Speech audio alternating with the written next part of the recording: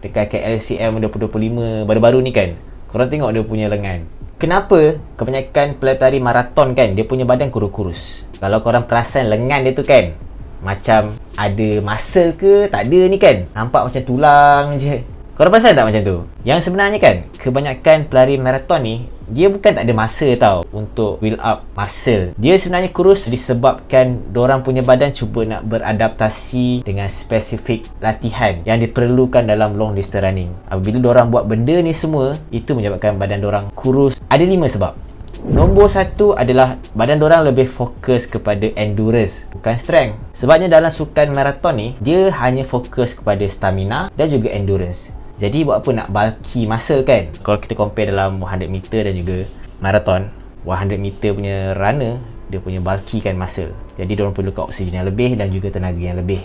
Tapi berbanding dengan marathon ni, badan tin dah cukup dalam optimize energy yang diperlukan, hanya fokus ke endurance dan stamina. Nombor 2 ni, sebab fokus kebanyakan marathon runner ni, korang pernah dengar tak? Slow twitch fiber muscle. Dia sejenis muscle yang kecil. Jadi apabila muscle yang kecil ni banyak dalam otot korang, efisiensi dalam sukan long distance running tu akan jadi lebih power.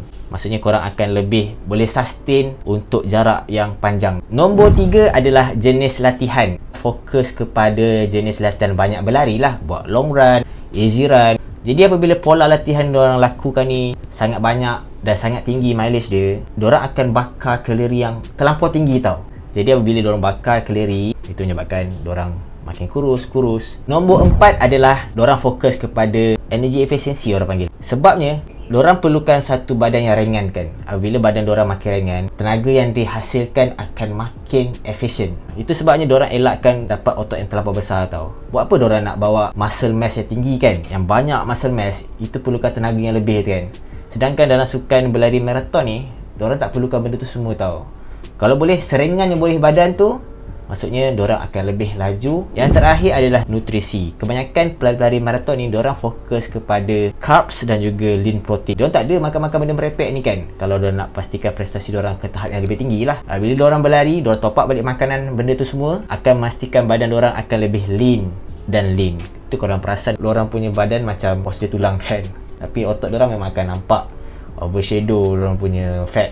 Diorang tak ada makan-makan macam benda-benda yang berlemak. Kurang lah kan. That's why diorang punya otot tu diorang nampak build up disebabkan diorang makan lean protein apa semua. So itu sajalah sebab kenapa diorang kurus-kurus. Bukan sebab diorang tak ada masa untuk buat strength training ke apa tau. So agak-agak kan, korang minat tak dalam sukan berlari maraton ni? Kalau minat, nak tak dapat badan macam tu? Okay, see you, jumpa lagi next video. Bye bye.